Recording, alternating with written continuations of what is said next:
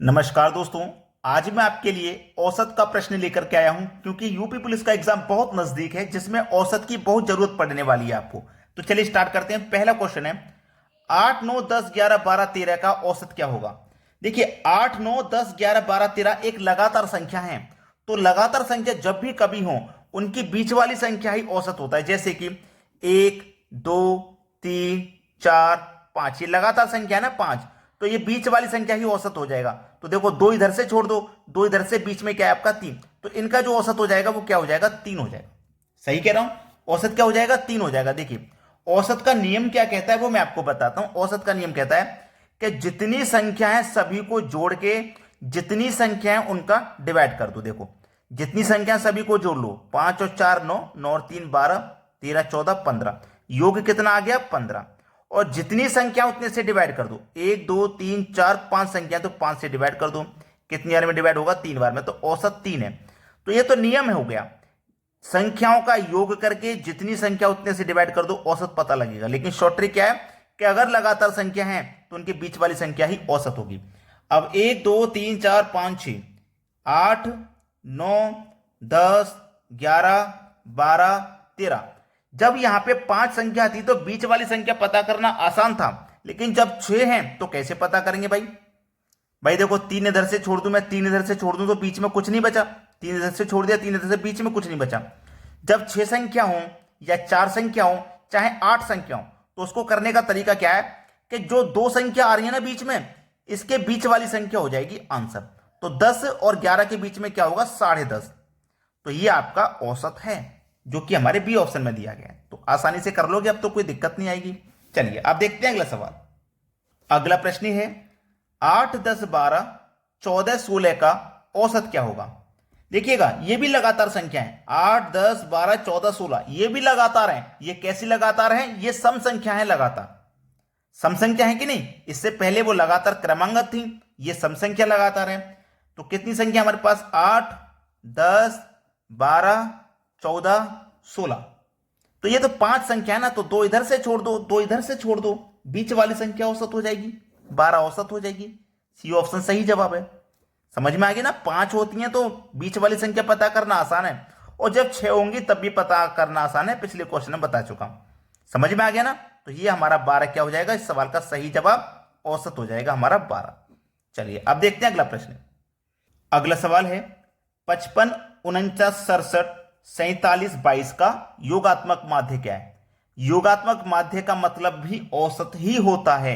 तो अगर योगात्मक माध्य करके क्वेश्चन पूछ लिया जाए एग्जाम में तो परेशान मत होना, इसका मतलब औसत ही होता है। योगात्मक माध्य का मतलब औसत होता है, ये मैंने आपको बताने के लिए यहां पे लिखा था। चलिए अब संख्या देखिए लगातार नहीं है, डिफरेंट संख्या है। तो डिफरेंट हो हमें उससे कोई मतलब नहीं। हमने आपको क्या बताया कि संख्याओं का योग करके जितनी संख्या उतनी से डिवाइड कर दो। जब आपका लगातार संख्या नहीं है, उल्टी सीधी ऊपर नीचे वाली संख्या है, तो जोड़ के जितनी संख्या उतने से डिवाइड कर दो। चलिए सबको जोड़ेंगे। 5 और 9 14, 14 में 7 जोड़ो 21, 7 जोड़ो 28, 28 में 2 जोड़ो 30, 30 का 0, हासिल का 3 बचा। अपने मन में रखिए उस 3 को। 5 और 4 9, 9 6 15, 15 4 19, 19 2 21, और जो हासिल का 3 था वो जोड़ेंगे तो 24, मतलब सभी का योग 240 आ गया। अब जितनी संख्या उतनी से डिवाइड कर दो। 1 2 3 4 5 संख्या, 5 से डिवाइड कर दो। 5 चौको 20, 4 बचेगा 40, 5 अट्ठे 40, कितनी बार कट गया 48 बार में। यही आपका औसत है। सवाल खत्म। चलिए 48 देखो बी ऑप्शन में दिया गया, यह प्रश्न का सही जवाब हो जाएगा। अब देखते हैं अगला सवाल। अगला सवाल है 3 के प्रथम 5 गुणजों का औसत क्या होगा। 3 के 5 गुणज, 3 का देखो ये पहला गुणज हो जाएगा, 3 का ये दूसरा गुणज, 3 का तीसरा गुणज, 3 का चौथा गुणज, और 3 का पांचवा गुणज। इनका औसत पूछा है। तो 3 गुणे 1 3, 3 दूने का 6, 3 तिहाई 9, 3 चौको 12, 3 पंजे 15। अब संख्या देखो ये कैसी है, ये लगातार संख्या है। ये लगातार संख्या है क्योंकि इनमें डिफरेंस समान है। देखो 3 3 का डिफरेंस है कि नहीं। 3 3 का जब डिफरेंस है तो वही ट्रिक लगेगी जो सबसे पहले लगी थी। ठीक है, जो लगातार संख्याओं में लगी थी, जो सम संख्या में लगी थी। क्योंकि लगातार संख्या में जैसे 1 2 3 4 था तो देखो सभी में एक एक का अंतर है कि नहीं। अब जैसे 2 4 6 8 ये सम संख्या है तो सभी में 2 2 का अंतर है, ठीक है। ऐसे ही यहां पे सभी में 3 3 का अंतर है, तो क्या तरीका लगेगा, वही लगेगा जो हमने पहले लगाया। कितनी संख्या है, 1 2 3 4 5, तो 2 इधर से छोड़ दो, 2 इधर से छोड़ दो, बीच वाली संख्या ही औसत हो जाएगी। ठीक है, समझ में आ गया ना, बीच वाली संख्या औसत हो जाएगी 9। बी ऑप्शन सही जवाब। अब देखते हैं अगला सवाल। अगला सवाल है, दो संख्याओं का औसत m है, दो में से एक संख्या n है, तो दूसरी संख्या क्या है। देखो हमने औसत का आपको क्या तरीका बताया कि अगर आपको औसत निकालना है तो आप जितनी भी संख्या है उनका योग रखेंगे, ठीक है, जो संख्या है आप उनका योग रखेंगे, ठीक है। अब दो संख्या है तो 2 से डिवाइड, 3 संख्या है तो 3 से डिवाइड। यहां देखो 2 संख्या है तो 2 से डिवाइड, मैंने यही तो बताया, जो संख्या है उनका योग और जितनी संख्या उतने से डिवाइड। तो यहां 2 संख्या है तो 2 से डिवाइड कर देंगे, ठीक है। तो हमारे पास क्या है, दो संख्याओं का औसत जो है वो m है ना, दो संख्याओं का औसत m है, दो में से एक संख्या n है, तो दूसरी संख्या क्या है। बहुत अच्छा सवाल है, देखो बेहतरीन क्वेश्चन बोलूंगा मैं इसको, क्योंकि यहां पे देखो हमसे जो बोला गया मैं उसे लिखूंगा। एक संख्या हमारे पास n है, दूसरी संख्या में नहीं पता क्या है, जब नहीं पता तो मैं उसे x मान लूंगा। दोनों संख्याओं का योग जो होगा उसमें हम क्या करेंगे, दो संख्याएं तो 2 से डिवाइड करेंगे। भाई एक संख्या तो हमें पता है n, हमें पता है एक संख्या n है, दूसरी नहीं पता x मान लिया, दोनों का जोड़ में दो संख्याएं तो 2 से डिवाइड करेंगे, तो हमारा औसत पता चल जाएगा हमको m, औसत पता चल जाएगा हमको m। अब 2 का मल्टीप्लाई m से हो जाएगा, तो इधर क्या आ गया, n प्लस x बराबर 2m, इन दोनों का मल्टीप्लाई 2m हो गया। चलिए ये x हमें निकालना है, तो x बराबर के इधर 2m है। अब ये n इधर आके माइनस का n हो जाएगा, इधर प्लस का है तो इधर आके माइनस का, तो x का मान हमको पता करना था, पता कर चुके हैं, 2m माइनस n। देखो किस ऑप्शन में, बी ऑप्शन है, तो x का जो मान होगा वो 2m माइनस n हो जाएगा। सवाल समझ में आ गया। अब देखते हैं अगला प्रश्न। अगला प्रश्न है, श्रेणी 40 43 46 49 और हमें ऐसे ही कहां तक जा रहे हैं, 320 तक जा रहे हैं, इन संख्याओं का औसत क्या होगा। संख्याओं में देखो अंतर समान है, 3 3 का अंतर है ना, 3 3 का अंतर चल रहा है। जब 3 3 का अंतर चल रहा है तो संख्याएं बहुत ज्यादा है, तो इसके लिए जो तरीका है वो मैं पहले ही बता चुका हूं, first plus last divided by 2 कर देते हैं, ठीक है। तो फर्स्ट हमारी क्या है 40, लास्ट संख्या है 320 डिवाइडेड बाई 2।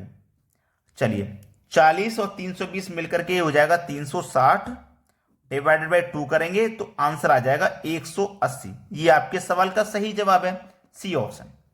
चलिए अब देखते हैं अगला सवाल। अगला प्रश्न है, 200 तक सभी सम संख्याओं का औसत क्या होगा। 200 तक पूछा है, सभी सम संख्याओं का औसत। चलिए 200 तक पूछा है ना, तो मैं 200 ही लिख लूंगा, क्योंकि क्या होगा, 1 से लेकर हम 200 तक जाएंगे तो 200 संख्या ही तो हो जाएंगी। चलिए 1 से लेकर हम 200 तक जाएंगे तो ये 200 संख्या होगी टोटल। तो हमने क्या बताया, एक तरीका हमने आपको बताया था, उस तरीका क्या नाम था, देखो 1 2 3 4 ऐसे ही तो चलेंगे, तो सभी में समान अंतर होगा, सभी में क्या हो जाएगा, समान अंतर। तो जब समान अंतर रहेगा तो हमने एक ट्रिक बताई थी पिछले क्वेश्चन में, first plus last divide by 2, यही तो बताया था। तो फर्स्ट संख्या इसमें 1 है, प्लस लास्ट संख्या आपके पास 200 है, यही तो हो जाएगी 200। अब जब 200 हो जाएगी, इसमें आप 2 से डिवाइड करोगे तो 200 और 1 मिलकर के 201, और इसमें जब 200 से डिवाइड करोगे तो ये हो जाएगा 100.5। अब ये आप बोलोगे सर किसी भी ऑप्शन में नहीं है, ये हमारा आंसर नहीं है, ठीक है, ये आंसर नहीं है। आंसर क्या होगा उस पर नजर डालिए, क्योंकि मैंने तो ऑप्शन में ये दिया ही नहीं है, एग्जामिनर दे देगा और गलत करा देगा।